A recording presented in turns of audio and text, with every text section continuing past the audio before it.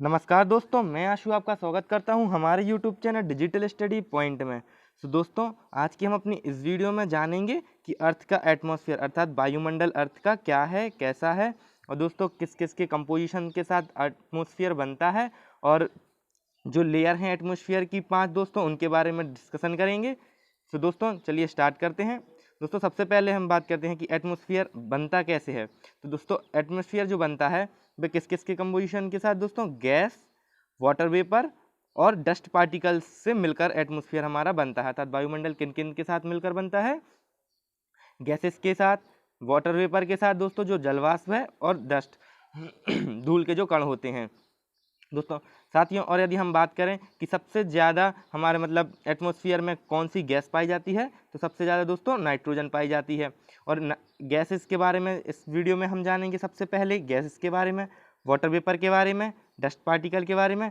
फिर दोस्तों उसके बाद जानेंगे हम हमारी लेयर्स के बारे में, जो एटमॉस्फेयर में लेयर्स हैं उनके बारे में और उनके इम्पोर्टेंट फैक्ट्स। चलिए स्टार्ट करते हैं दोस्तों।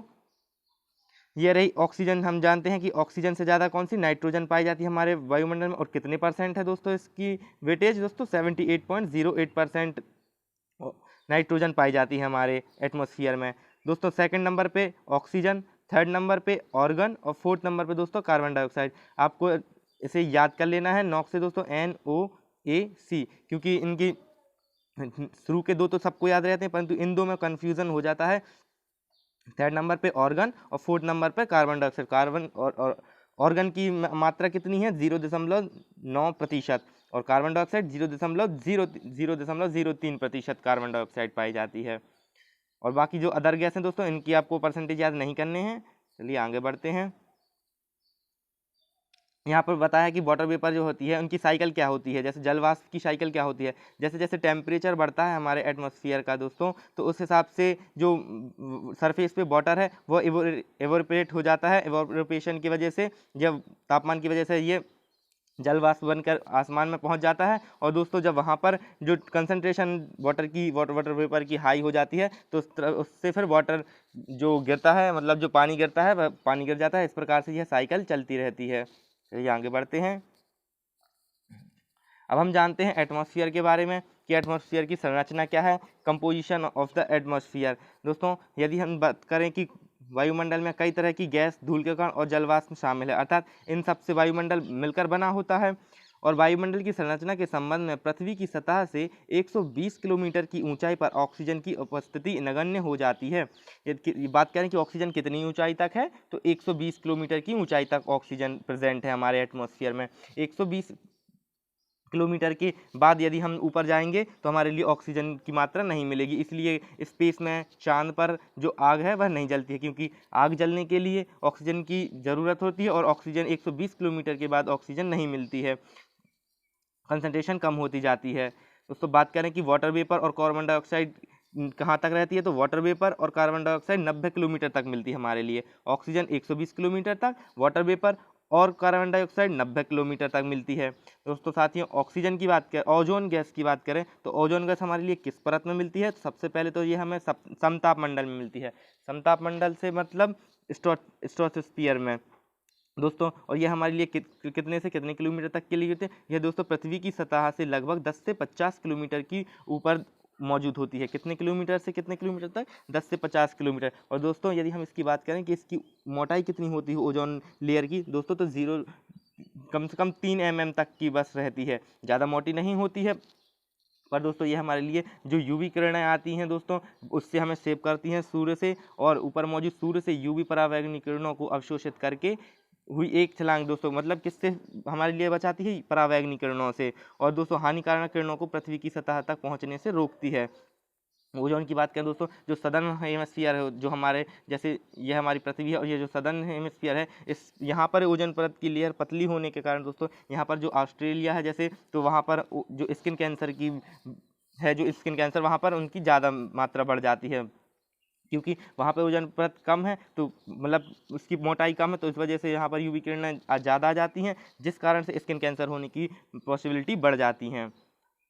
आगे बढ़ते हैं दोस्तों। यदि हम ओजोन की बात करें कि ओजोन को किस में मापते हैं, तो इसको डॉप्शन में मापा जाता है, डॉप्शन में। और यदि बात करें कि ओजोन के लिए इसके संरक्षण में 1987 में एक मॉन्ट्रियल प्रोटोकॉल हुआ था, जिसमें हमने ओजोन लेयर को बचाने के लिए इसमें प्रोटोकॉल किया गया था, और यह कहाँ पर हुआ था? मॉन्ट्रियल में। और दोस्तों इसमें हमने किसके लिए कम करें? CFC के लिए, कार्बन फ्लोरोक्लोराइड के लिए कम करने के लिए यह प्रोटोकॉल हुआ था दोस्तों। और इसके बाद HFC दोस्तों, हाइड्रोफ्लोरोकार्बन की मात्रा में बढ़ोतरी होने के कारण ग्लोबल वार्मिंग बढ़ गई, जिसके कारण से इसको रोकने के लिए फिर किगाली प्रोटोकॉल हुआ, जो कब हुआ था? 2016 में। दोस्तों यह सन याद कर लेना है, किगाली प्रोटोकॉल 2016 में, और मॉन्ट्रियल प्रोटोकॉल 1987 में हुआ था।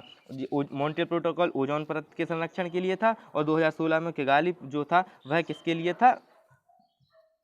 ग्रीन हाउस गैस इफेक्ट के लिए। चलिए आगे बढ़ते हैं। नेक्स्ट है वाटर वेपर। अब हम जानते हैं वाटर वेपर के बारे में, जलवाष्प के बारे में। दोस्तों जो जलवाष्प एक परिवर्तनशील गैस है जो ऊंचाई के साथ घटती जाती है।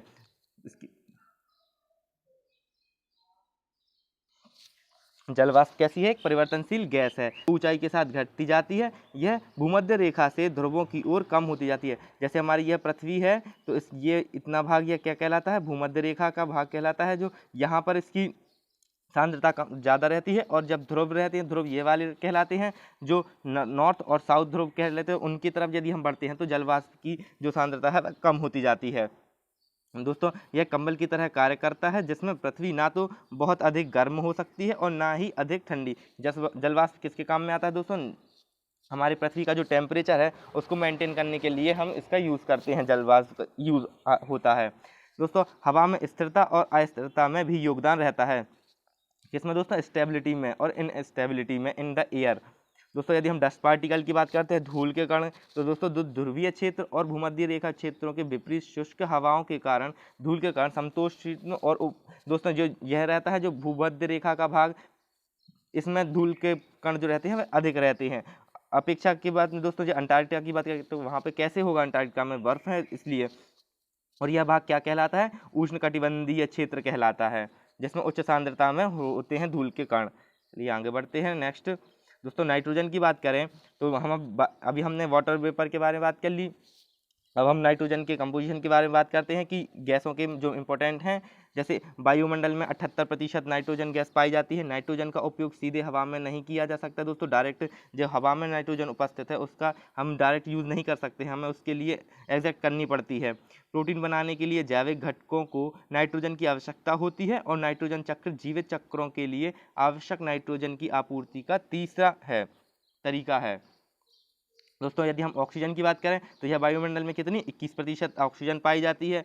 यह सभी जीवित जीवों द्वारा उपयोग किया जाता है। दोस्तों जो जीवित लिविंग ऑर्गेनिज्म हैं उनके द्वारा उपयोग किया जाता है। और दोस्तों यह किसके लिए? लिविंग और थिंग्स एसेंशियल फॉर रेस्पिरेशन, अर्थात जो श्वसन है उसके लिए यूज़ किया जाता है, रेस्पिरेशन के लिए दोस्तों। और यदि हम बात करें, यह दहन के लिए आवश्यक है। यह किसके लिए आवश्यक है? दहन के लिए, अर्थात बर्निंग के लिए। ऑक्सीजन जब तक नहीं होगी, ऑक्सीजन की प्रेजेंस, तो आग नहीं लग सकती, इसलिए आग लगाने के लिए दोस्तों ऑक्सीजन की आवश्यकता होती ही है। आगे बढ़ते हैं, ऑर्गन की बात करते हैं, जो थर्ड मोस्ट अवेलेबल गैस है दोस्तों। ऑर्गन कितनी है? वायुमंडल में 0.9% तक ऑर्गन पाई जाती है। और दोस्तों यह मुख्य रूप से प्रकाश बल्बों में उपयोग किया जाता है। कार्बन डाइऑक्साइड की बात करें दोस्तों, CO2 की, तो CO2 कितनी? 0.03% तक पाई जाती है। दोस्तों कार्बन डाइऑक्साइड की आवश्यकता भी होती है, क्योंकि यदि कार्बन डाइऑक्साइड नहीं होगी तो जो पेड़ पौधे होते हैं उनके लिए कार्बन डाइऑक्साइड नहीं मिलेगी, तो जिससे हमारे लिए ऑक्सीजन नहीं मिलेगी। हाँ, पर इसकी मात्रा कम चाहिए, जिसकी मात्रा अभी बढ़ती जा रही है। पौधों का उपयोग दोस्तों ऑक्सीजन उत्पादन के लिए किया जाता है। पौधे इसका उपयोग, जैसे ऑक्सीजन पौधे कैसे करते हैं? क्योंकि कार्बन डाइऑक्साइड ले लेते हैं, फोटोसिंथेसिस के बाद दोस्तों यह ऑक्सीजन को एग्जैक्ट करते हैं, जो हम यूज़ करते हैं। यह महत्वपूर्ण है क्योंकि यह बाहरी स्थलीय विकिरण के लिए अपारदर्शी और आने वाले सौर विकिरण के लिए पारदर्शी है। यह ग्रीन हाउस प्रभाव के लिए जिम्मेदार है। दोस्तों ग्रीन हाउस प्रभाव के लिए कार्बन डाइऑक्साइड जिम्मेदार है। हम ग्रीन हाउस गैस की जब आगे बढ़ेंगे इसको डिटेल में डिस्कशन करेंगे। चलिए आगे बढ़ते हैं, क्योंकि यह ज्योग्राफी को हमको एक एक करके दोस्तों सारे टॉपिक क्लियर करने हैं। कंप्लीट इंडियन ज्योग्राफी को कंप्लीट करना है हमारे लिए दोस्तों। यदि आपको वीडियो पसंद आ रही है तो इसे लाइक करिए, शेयर करिए और हमारे चैनल को सब्सक्राइब करिए। चलिए आगे बढ़ते हैं। हम दोस्तों अब तापमान के आधार पर वातावरण की संरचना में दोस्तों कितनी परत हैं? 5 परतें हैं। कौन कौन सी? क्षोभमंडल, स्ट्रेटोस्फियर, दोस्तों इसको समतापमंडल कहते हैं हिंदी में। क्षोभ और यह टोपोस्फियर, स्ट्रेटोस्फियर। मेसोस्फियर को दोस्तों क्या? मध्यमंडल। फिर थर्मोस्फियर दोस्तों, फिर आयनमंडल। दोस्तों यह 5 लेयर हैं। दोस्तों यदि हम क्षोभमंडल की बात करें पहली लेयर की, तो यह पृथ्वी के वायुमंडल की सबसे निचली परत होती है। क्षोभमंडल की परत की शुरुआत दोस्तों कब से? 7 से 20 किलोमीटर की ऊंचाई तक क्षोभमंडल पाई जाती है, और सारी मौसमी जो प्रक्रियाएं हैं वह क्षोभमंडल में ही होती हैं। जितनी जैसे बादल आना, पानी गिरना, मौसम का चेंज होना, तूफान उफान, सारी ये जो क्रियाएं हैं दोस्तों यह ट्रोपोस्फियर में होती हैं। इस परत में जल वाष्प की परिपक्व कण होते हैं। दोस्तों आगे बढ़ते हैं। ये रहा, यहाँ पर आप देख सकते हैं जैसे यह थर्मोस्फियर, यहाँ पर यह ट्रोपोस्फियर है। कब कहाँ से कहाँ तक दोस्तों? 0 से 20 किलोमीटर। जितनी भी ये देखिए जितने भी मौसम प्रक्रिया हैं यह यहीं होती हैं। वॉल्केनोज जितने सारे और बादल आदल सारे इसी में होते हैं दोस्तों। फिर उसके बाद आता है क्या? स्ट्रॉस्फियर, समतापमंडल, जिसमें हमारी क्या पाई जाती है? Ozone layer. जितने प्लेन हैं सारे यहीं उड़ाए जाते हैं, जेट प्लेन हैं सारे इसमें। और फिर दोस्तों इसके बाद मेसोस्फियर, फिर थर्मोस्फियर। ये आगे बढ़ते हैं दोस्तों। यदि हम टेम्परेचर की बात करें कि टेम्परेचर कहाँ से कैसे बढ़ता है, तो आपको बता दें दोस्तों, जो ट्रोपोस्फियर है अर्थात जो क्षोभमंडल है इसमें टेम्परेचर कम होता है। फिर इसके बाद जो स्ट्रेटोस्फियर है इसमें टेम्परेचर ज़्यादा होता है, ऊंचाई के साथ बढ़ता जाता है। फिर उसके बाद जो मेसोस्फियर है उसमें भी टेम्परेचर दोस्तों कम होता है। फिर उसके बाद जो थर्मोस्फियर है इसमें टेम्परेचर फिर इसके बाद बढ़ता ही जाता है, फिर बढ़ता ही जाता है, फिर उसके बाद कभी कम नहीं होता, क्योंकि फिर बाद में जो वायुमंडल की उपस्थिति नहीं है स्पेस में, तो स्पेस चालू हो जाता है, वहाँ पर टेम्परेचर बढ़ता जाता है। और यदि हम बात करें कि जो ट्रोपोपोज क्या है दोस्तों, तो ट्रोपोपोज क्या कहलाता है? जो ट्रोपोस्फियर और स्ट्रेटोस्फियर के बीच के, मतलब क्षोभमंडल और समतापमंडल के बीच के जो क्षेत्र है उसको ट्रोपोपोज कहा जाता है। और इसी प्रकार जो समतापमंडल और मध्यमंडल के बीच के क्षेत्र को स्ट्रेटोपोज कहा जाता है, स्ट्रेटोपोज कहा जाता है। आगे बढ़ते हैं। अब हम बात करते हैं प्रत्येक 165 मीटर की ऊंचाई पर तापमान 1 डिग्री सेल्सियस बढ़ जाता है। जैसे हम बात करते हैं यहाँ पर, यदि हम मध्य प्रदेश की बात करें तो मध्य प्रदेश हमारा ज़्यादा एल्टीट्यूड पर नहीं है। और यदि हम लद्दाख की बात करें इसके अपेक्षा, तो दोस्तों लद्दाख बहुत ऊंचाई पर है, इसलिए यहाँ का टेम्परेचर कम है और यहाँ का टेम्परेचर अधिक है, क्योंकि 1 डिग्री सेल्सियस तक घटता है। 165 मीटर की ऊंचाई पर 1 डिग्री सेल्सियस कम होता जाता है। इस प्रकार जैसे लद्दाख 4000 मीटर की ऊंचाई पर है, तो इस प्रकार से आप कम कर सकते हैं कि कितने कितने कम होता जाएगा। तो आगे बढ़ते हैं। अब हम बात करते हैं स्ट्रेटोस्फियर अर्थात समतापमंडल की। यह वायुमंडल की दूसरी परत है जो क्षोभमंडल के ऊपर पाई जाती है। यह 50 किलोमीटर की ऊंचाई तक फैला हुआ है। यह परत बहुत सूखी होती है क्योंकि इसमें थोड़ा जल वाष्प होता है। यह परत हवाई उड़ने जो हवाई जहाज होते हैं, हवाई उड़ान, जेट प्लेन्स, इसमें ये यूज़ हो जाती है, क्योंकि यहाँ पर मौसमी घटनाएं नहीं होती हैं, तो शांति से उड़ सकते हैं बिना टेंशन के, क्योंकि यह तूफानी मौसम से ऊपर है और इसलिए स्थिर मौजूद क्षैतिज हवाएं नहीं होती हैं। दोस्तों आगे बढ़ते हैं। इस परत में ओजोन परत पाई जाती है दोस्तों। हाँ, ओजोन परत कहाँ पाई जाती है? इसी में ओजोन परत के बारे में हमने अभी अपन ने डिस्कशन किया है। और हानिकारक विकिरण पृथ्वी की सुरक्षा करती हैं। जो क्या करती है? हानिकारक विकिरणों की रक्षा करती है क्या? ओजोन परत। स्ट्रेटोस्फियर और मेसोस्फियर को अलग करता है, उसको क्या कहा जाता है? स्ट्रेटोपोज कहा जाता है। दोस्तों अब हम मध्यमंडल की बात करते हैं, मेसोस्फियर की। तो मेसोस्फियर समतापमंडल के ऊपर पाया जाता है। कहाँ पर पाया जाता है दोस्तों? समतापमंडल के ऊपर, अर्थात स्ट्रेटोस्फियर के ऊपर पाया जाता है। दोस्तों यह कोल्डेस्ट होता है, अर्थात सबसे ठंडा एटमॉस्फेयर लेयर है। सबसे ज़्यादा ठंडक कहाँ पर रहती है? यहीं पर रहती है। दोस्तों यदि हम बात करके मेसोस्फियर की जो सतह है 50 किलोमीटर से शुरू होती है और 85 किलोमीटर तक, कहाँ से कहाँ तक दोस्तों? 50 से 85 किलोमीटर तक का जो क्षेत्र है वह मेसोस्फियर कहा जाता है। और यदि बात करें कि इसके टेम्परेचर की कम होती है तो दोस्तों, तो 80 से -100 डिग्री सेल्सियस तक इसका टेम्परेचर कम होता है।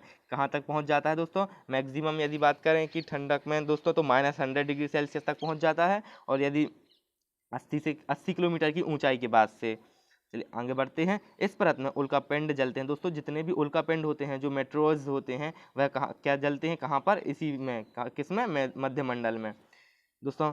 और बात करते हैं यदि ऊपरी सीमा को क्या कहा जाता है? जैसे कि दो परत के बीच की, तो क्या कहता है? मेसोपोज कहा जाता है। जिस प्रकार अभी हमने डिस्कशन किया था स्ट्रेटोपोज के बारे में, जो क्या किन किन के बीच थी? स्ट्रेटोस्फियर के और मेसोस्फियर के। इसी प्रकार ऊपर की जो परत होती है मेसोस्फियर के और वायुमंडल के, तो उसको क्या कहा जाता है? मेसोपोज कहा जाता है, जो मेसोस्फियर और थर्मोस्फियर के बीच की होती है, जो मतलब वायुमंडल के।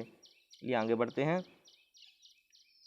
नेक्स्ट है थर्मोस्फियर। थर्मोस्फियर यह परत मेसोस्फियर के ऊपर 80 से 400 किलोमीटर तक पाई जाती है। दोस्तों कहाँ से कहाँ तक? 80 से 400 किलोमीटर तक पाई जाती है। पृथ्वी से प्रेषित होने वाली रेडियो तरंगें इस परत द्वारा वापस परावर्तित होती हैं। दोस्तों जो पृथ्वी से प्रेषित होती हैं, दोस्तों जो पृथ्वी से रेडियो तरंगें निकलती हैं इस परत के द्वारा परावर्तित हो जाकर वापस आ जाती हैं, क्योंकि जो थर्मोस्फियर है यह सबसे बाह्यमंडल है और यहाँ तक पहुँच जाती हैं रेडियो तरंगें, परंतु इससे परावर्तित होकर रिफ्लेक्ट होकर वापस आ जाती हैं। यहाँ बढ़ते हैं तापमान। दोस्तों इसके ऊंचाई के साथ बढ़ता जाता है, क्योंकि जो मध्यमंडल है उसमें कम होता है, फिर मध्यमंडल के बाद का जो से तापमान है वह बढ़ता ही जाता है, फिर उसके बाद कम नहीं होता है दोस्तों। और इसी में जो सैटेलाइट होती हैं, उपग्रह होते हैं, वह इसी में छोड़े जाते हैं। इसी वाली जो परत है इसी में चक्कर लगाते हैं पृथ्वी के। दोस्तों बात करते हैं आयनमंडल की। दोस्तों यह निचले थर्मोस्फियर को आयनोस्फियर कहा जाता है, जो और आयनमंडल को विद्युत रूप में अवशेष। दोस्तों इसमें क्या रहता है, जो विद्युत, जैसे विद्युत में धन और ऋण आवेश होते हैं, इस प्रकार यहाँ पर कण पाए जाते हैं। जितने भी कण हैं वह उच्चेतित अवस्था में रहते हैं, अर्थात धन और ऋण खुली अवस्था में मौजूद रहते हैं। इस परत को पृथ्वी के वातावरण की परत के रूप में परिभाषित किया गया है, जो वायुमंडल और सौर विकिरण द्वारा आयनित होते हैं। चलिए आगे बढ़ते हैं दोस्तों। अब हम वायुमंडल की बात करें तो यह वायुमंडल की सबसे बाहरी परत है। वह क्षेत्र जहां अणु और परमाणु अंतरिक्ष में पाए जाते हैं। दोस्तों कहाँ पर? जैसे अणु और परमाणु अंतरिक्ष में पाए जाते हैं, एक्सोस्फीयर के रूप में जाने जाते हैं। यह थर्मोस्फीयर के ऊपर से लेकर 10,000 किलोमीटर तक फैला है। दोस्तों कहाँ से? यह थर्मोस्फीयर के ऊपर से 10,000 किलोमीटर तक फैला हुआ है। तो आगे बढ़ते हैं।